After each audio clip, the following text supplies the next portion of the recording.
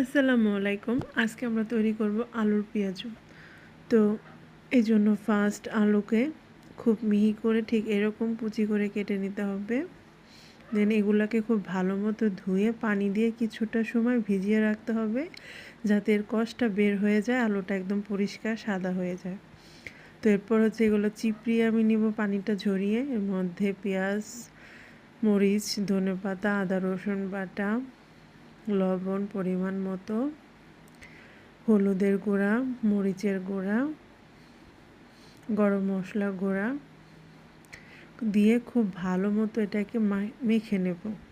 এরপর হচ্ছে সামান্য একটু ময়দা, আটা দিলেও হবে অথবা চালের গুঁড়ি দিলেও হবে। তো এভাবে খুব সুন্দর মতো মেখে এটাকে কিছু সময় রেখে দেব। দেন এগুলা হচ্ছে পেঁয়াজুর মতো করে তেলে ভেজে নেব। একদম মুচমুচে জিনিসটা খেতে অনেক ভালো লাগে।